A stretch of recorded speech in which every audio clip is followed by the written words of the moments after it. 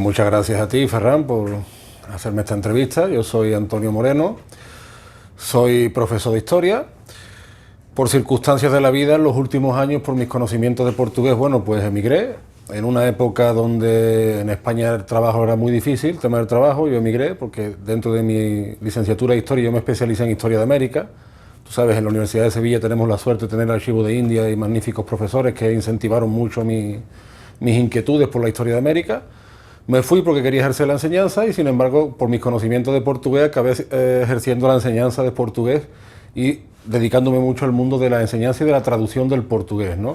Trabajando con la comunidad brasileña en Lima. He estado 6 años en Perú y también soy escritor. Tengo varios libros publicados, tanto de novela como de poesía y, bueno, muchos artículos y, pues, gracias a Dios colaboro contigo en el Diario de los Españoles de Cuba, que nunca está de más. Bueno, muy bien, gracias por la publicidad. Ya te pondré luego el enlace debajo, un enlace a tus libros. Bueno, me dijiste que tuviste que emigrar. ¿En qué año fue eso?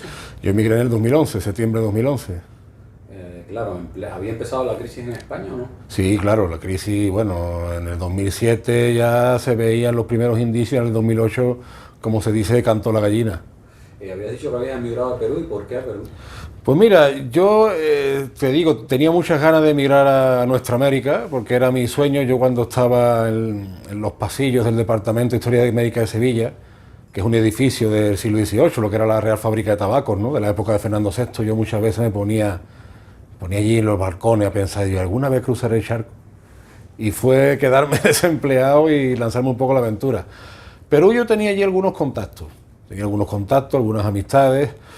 Primo mío que está en el cuerpo diplomático, que había estado varios años en Hispanoamérica, pues me dijo, también me animó, dice, mira, Perú ahora mismo está en un momento económico, hombre, que hay facilidad para encontrar trabajo, tú con tu título español pues no creo que tengas problemas, y uno de los contactos pues era una amiga que ahora es mi señora.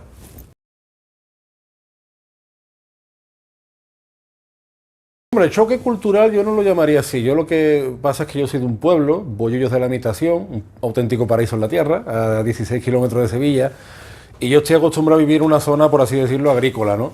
Entonces, claro, yo llego a... Tú imagínate que Sevilla tendrá 700.000 habitantes y para mí Sevilla me estresa. Pues tú imagínate Lima, que es una ciudad de 10 millones de habitantes sin metro. Entonces eso fue lo que más me chocó. Aquello es un... Pero vamos, Lima, no por ser Lima en sí, sino por todo ese modelo de metrópolis, por así decirlo. Yo, por gente que ha estado en Nueva York, que ha estado en São Paulo, me cuenta lo mismo, ¿no? Entonces es un nivel de estrés ya que supera incluso, yo creo, el nivel de estrés que puede tener uno en Madrid. ¿Hay una comunidad española importante en Perú o hay pocos españoles? Mira, Perú no ha sido, digamos, un destino tradicionalmente de emigración, como lo ha podido ser Cuba, o Argentina, Uruguay, Venezuela, o incluso Brasil, o incluso México. Perú es de los países que no ha recibido, digamos, una comunidad así, pero en los últimos años eso ha cambiado en Perú y en Chile. Chile quizás tuviera un poco de más tradición de emigración reciente española, pero en estos años sí se ha formado una comunidad española más o menos numerosa, ¿no?, en Perú y en Chile.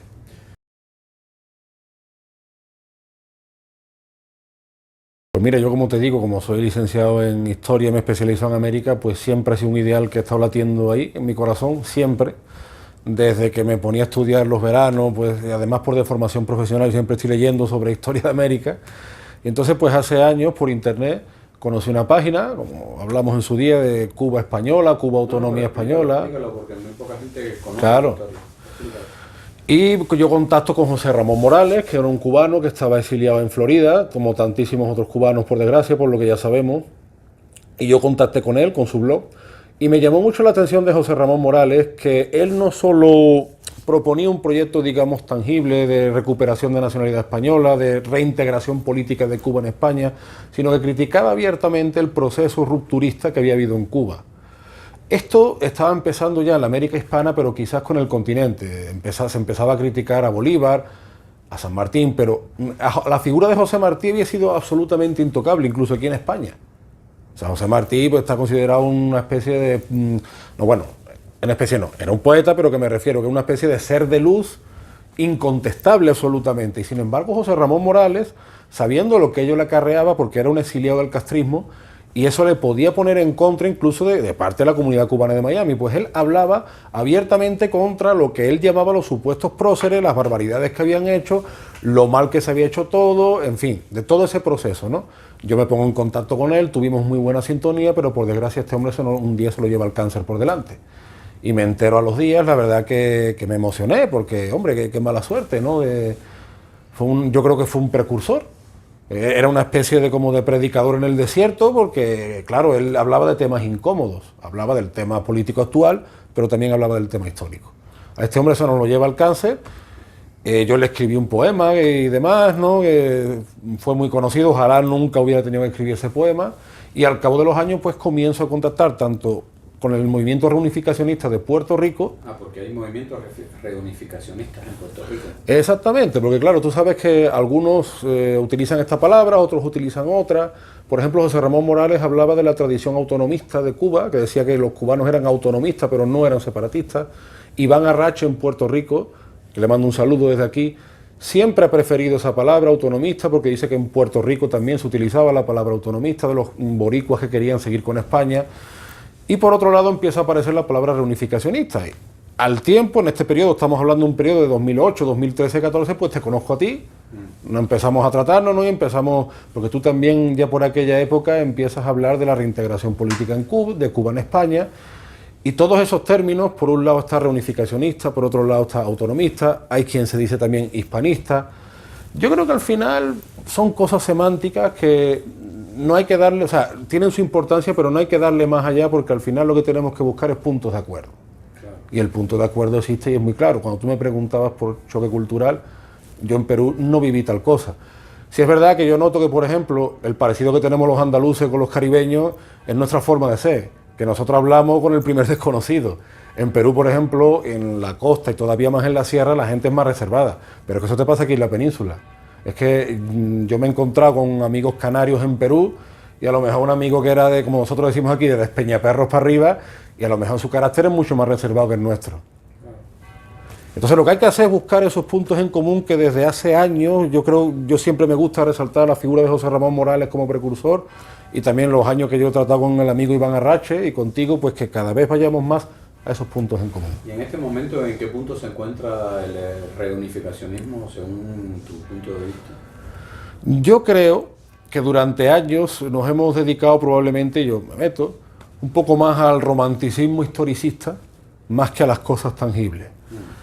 Creo, eso sí, que aunque todavía haya quien diga pues que somos unos utópicos y que esto no, sin embargo se está avanzando cada vez más, aun poquito a poco, a cosas tangibles, a proyectos de carne y hueso.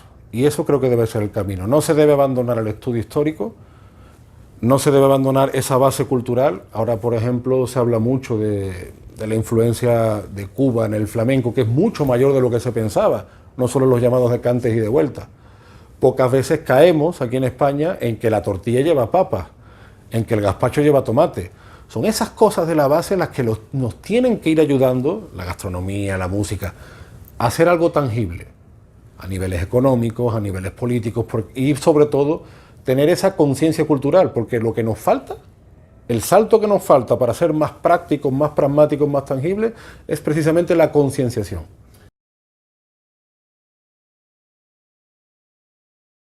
Eso ha pasado también, claro, en el continente. Quizá el caso de México fue un poco diferente, pero en Sudamérica sí hubo una ruptura violenta, ¿no? Durante años se pierde la comunicación, pero fíjate que pasa una cosa, a pesar de esa ruptura política violenta, sin embargo los lazos culturales nunca se han perdido. Por más que la leyenda negra, que yo creo que es la gran culpable, y que los hispanos la hayamos asumido, esté ahí, pero esos lazos culturales, por ejemplo, Valle Inclán, el gran escritor gallego, pues pasó por Cuba, pasó por México, Rubén Darío fue conocidísimo en España, era nicaragüense, o sea, esa mediación, digamos, de los poetas, de los escritores, incluso de los músicos. Rocío Dúrcal, por ejemplo, es conocidísima en México. La generación de mis abuelos se crió con rancheras mexicanas y con tango argentino. Bueno, hay que decirte de la guaracha cubana. Esos lazos realmente nunca se han perdido. Lo que yo creo que sí ocurre es una ruptura política violenta, una nueva irrupción de la leyenda negra, porque los gobernantes hispanoamericanos, para justificar, no todos, pero sí muchos, para justificar los procesos nacionales del siglo XIX, que muchos son desastrosos, pues tienen que echarle la culpa a alguien. Que es más fácil de echarle la culpa a España.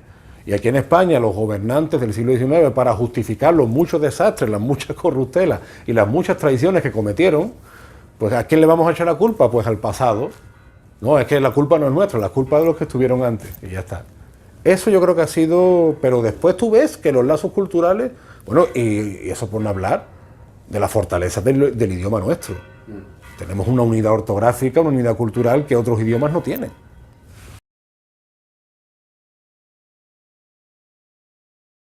Yo creo que tiene, claro, tiene que ser la misma cosa. A día de hoy está muy en boga la palabra geopolítica, ¿no? Parece una cosa, ¿no? Que uno dice geopolítica, parece una cosa muy grande. Nosotros tenemos una suerte, que no tenemos más geopolítica que la hispanidad. Y esto lo han sabido ver grandes pensadores del mundo hispano, incluso de diferentes tendencias. Te hablo, claro, nos suena a Ramiro de Maeztu y la defensa de la hispanidad, pero esto lo dice Juan Vázquez de Mella, que era tradicionalista, lo dice Ángel Ganivet en el Ideario en Español, lo dice también el filósofo Gustavo Bueno. En nuestros tiempos, por ejemplo, está el venezolano Alberto Franceschi, que recoge el testigo también. Por tanto, el reunificacionismo, toda esta tendencia reunificacionista, hispanista, como la queramos llamar, debe ser lo que los grandes pensadores ya asentaron desde el siglo XIX con la ruptura del mundo hispánico, y debemos ser los que de una vez por todas llevemos que todo río vuelva a su cauce. No porque queramos volver al pasado, porque el pasado no vuelve, sino porque queremos algo mejor y es evidente que algo ha fallado, el estar tan desunidos. Entonces, la palabra reunificacionismo, hispanismo, todo eso debe ir a fomentar cauces, fomentar unidades y, reitero, buscar puntos en común.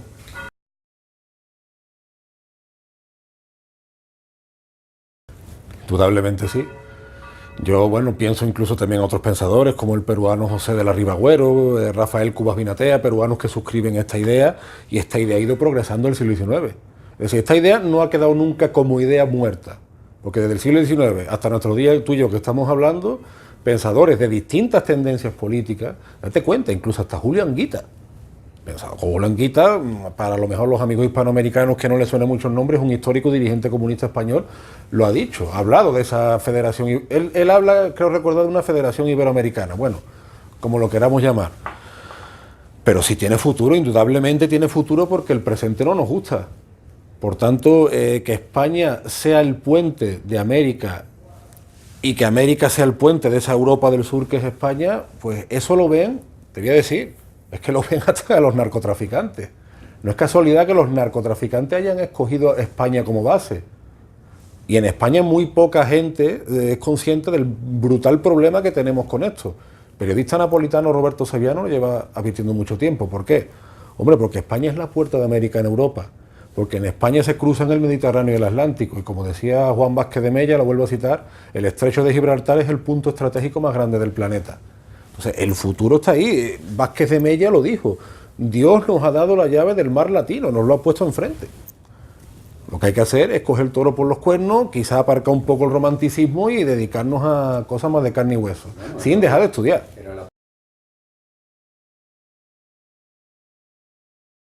Sigo desde hace años la propuesta de Iván Arrache, que es muy similar a la que tú haces.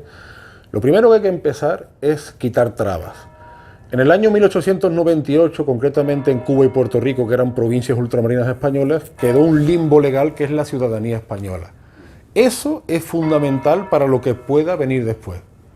Porque lo que no se entiende es que durante todos estos años haya gente ajena a nuestra cultura, ajena a nuestro mundo, que haya obtenido la nacionalidad, bien por cuestión de conveniencia o de dinero o de lo que sea, con todos mis respetos. Lo que no se entiende es que descendientes directos de españoles muy directos como los que hay en Cuba y Puerto Rico no tengan un acceso tangible a la nacionalidad, y que se haya hecho una ley, como la ley de memoria histórica, que realmente es una ley sectaria. ¿Por qué? Porque primero que es muy difícil y va a haber ahí como se dice en Argentina, un quilombo, va a haber muchos engaños, demostrar que un antepasado tuyo perteneció al bando republicano de la Guerra Civil. Segundo, todo el exilio carlista que hay durante todo el siglo XIX, especialmente en Argentina y en Uruguay, se quedaría fuera. O también el exilio liberal progresista, que fue bastante grande. Entonces lo que debe primar, antes que nada, es la sangre española por encima de los sectarismos políticos, ¿no?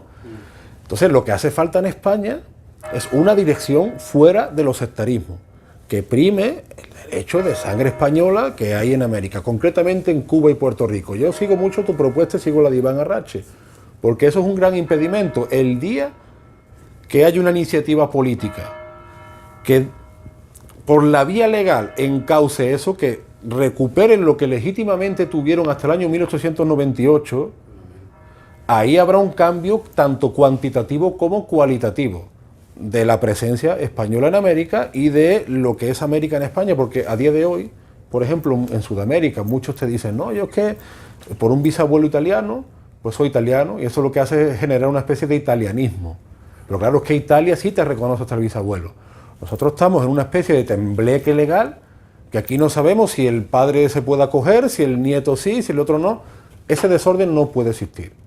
Tiene que haber un cauce político claro, y Cuba y Puerto Rico, los descendientes directos de españoles, que quisieron además seguir siendo españoles, la gran mayoría en 1898, y quedaron en el limbo ante la irrupción norteamericana, tiene que haber un cauce legal y tiene que haber una iniciativa política fuera de sectarismo para que esos ciudadanos no vuelvan, sino lo que fueron siempre.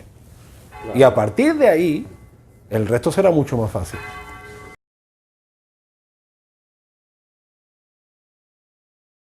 España, por desgracia, no está para liderar grandes cosas, ¿no? Pero mira, tanto Vázquez de Mella como Rivagüero, ellos hablaban de un imperio diplomático, mercantil y militar. ¿Cómo traducimos esto en nuestro tiempo?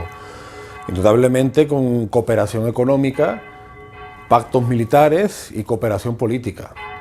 Es muy difícil, ¿por qué? Porque tenemos a grandes hispanófobos en el poder, no solo en Venezuela o en Cuba, los tenemos aquí en España, ¿no? ¿Cómo se empieza a hacer esto? Desde la base cultural. Porque si nos detenemos, por ejemplo, en hablar de las grandes batallas, eso nos puede gustar a 3 o 4. Pero si la gente empieza a ser consciente de los vínculos con América, de que no solo fue de lo que llegó de Europa a América, sino de lo mucho que llegó de América a Europa, que está en nuestras vidas y que la gente no es consciente, eso es lo que nos falta. Yo vuelvo a repetir ese término, el término de la conciencia, la falta de conciencia. Porque hoy por hoy, a nivel, no sé, cómo decirte, macropolítico va a ser muy difícil. Ahora bien, pensemos por ejemplo cómo se ha gestado el partido Podemos, ¿no? Que es una sucursal bolivariana que tenemos en España. Yo me acuerdo en el año 99-2000, cuando yo empecé la universidad, esta gente, digamos, estaban incubando poquito a poco. ¿Dónde se ha ido esta gente? ¿Se ha ido a Alemania? No. Se han ido a Venezuela, se han ido a Bolivia, se han ido a Ecuador. ¿Qué se han ido? ¿Con un tanque y un avión? No. Se han ido desde la universidad, desde asociaciones culturales, han alimentado y creado su propio lenguaje. Y nos guste o no, pues se la han currado, gustará más o gustará menos, pero currárselo se la han currado. Y han llegado a la gente en un lenguaje que la gente puede entender más o menos, puede gustar más o menos, pero es que, a ver, muchas veces los criticamos, pero bueno, cuando criticamos, ¿qué hacemos nosotros para remediar? Uno no puede pasar la vida quejándose y lamentándose, y aquí en España, como tú sabes, somos muy aficionados a quejarnos en Hervás. Que Hervás está muy bien, pero bueno, yo por eso te digo, tú me decías, ¿no? Es muy difícil que a día de hoy un político nos venga y nos diga esto. Ahora bien, nosotros tendremos que convertirnos en referencia tal que el día de mañana un político diga, oye, te necesito. El día que un político venga a buscarnos, entonces ya estaremos dando el salto de calidad. Y eso tiene que empezar desde la base. Y yo creo que hay base. Porque a ti, por ejemplo, sin ir muy lejos, a ti te han entrevistado la prensa española. Al puertorriqueño José Nieves Seize también. A Iván Arrache, otro puertorriqueño también. O sea que puede haber un interés. Tenemos que alimentar, que generar y regenerar ese continuo interés. Claro. Fíjate que la historia muchas veces es imprevisible. Por ejemplo, ¿quién nos iba a decir a nosotros hasta el año 2001 que el islamismo iba a ser un actor político? Y sin embargo, en cuestión de 18, 19 años, mira la calidad del islamismo. No digo esto como algo bueno, que no se me malinterprete. Pero date cuenta lo que ha cambiado la cosa. Por ejemplo, el partido Podemos que estamos hablando tiene a varios criollos en su ejecutiva. El partido Vox tiene a Rocío Monasterio, que es paisana tuya, que es cubana, y Javier Ortega, que es argentino. Estamos teniendo que criollos están ya con unas cuotas de poder en España como no pasaba, yo creo que desde la época del virreinato probablemente. Estoy exagerando, ¿no? Estoy exagerando. Pero oye, que las cosas están cambiando, tanto para un lado como para otro, para todo tipo de gustos.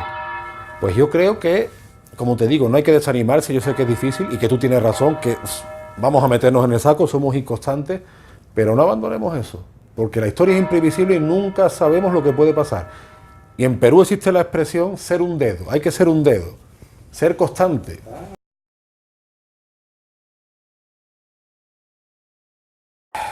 Antes que nada, muchas gracias por escuchar esta entrevista. Como hablamos con Ferran, ser constantes. Ferran y yo seguiremos escribiendo en Españoles de Cuba. De repente nos aventuramos ahora un poquillo más, pero todo a su tiempo. Y que esto hay que ser constante. Yo sé que esto a veces parece ingrato, que parece aburrido, pero de verdad la gran lucha que vamos a tener en el siglo XXI es la lucha del hispanismo, es la lucha de reencontrarnos. Decía García Márquez, ¿no? 100 años de soledad. Bueno, en verdad no son 100, son 200 años de soledad. Somos familia. Si lo vemos, si el otro día mi amigo Alejandro de Yucatán, que le mando un saludo, él me decía que el son veracruzano le recordaba al joropo llanero. Digo, pero si es que esas reticencias están siempre. Porque donde hay un sustrato cultural común, todas esas cosas generan productos culturales comunes. Hay que ir de abajo arriba. Muchas veces nos hemos equivocado. Muchas veces nos hemos ido, como digo, a las grandes hazañas, a los grandes lenguajes románticos, a las cosas grandilocuentes. Tenemos que ir de abajo arriba. Tenemos ya lo que es la base y sabemos por los errores qué es lo que no hay que hacer. Vamos a ir a lo que hay que hacer. Como digo, yo apoyo mucho la iniciativa de Ferran, la iniciativa de Iván y tantos otros, de esa recuperación de la nacionalidad. Creo además que hay que ir avanzando hacia crear más tejido empresarial y que en el futuro pues ojalá una serie de pactos económicos, pactos militares, porque hombre, si hubiera un pacto, por decirte, un pacto militar con Argentina más serio, a lo mejor podíamos tratar temas de Gibraltar, de las Malvinas conjuntamente, o incluso con Venezuela, el tema de la Guyana que se le metió a Inglaterra, o con... Pero bueno, vayamos desde la base, poquito a poco, en plan trabajo de hormiguita, y Dios proveerá. Bueno, muchas gracias. A ti, Ferran.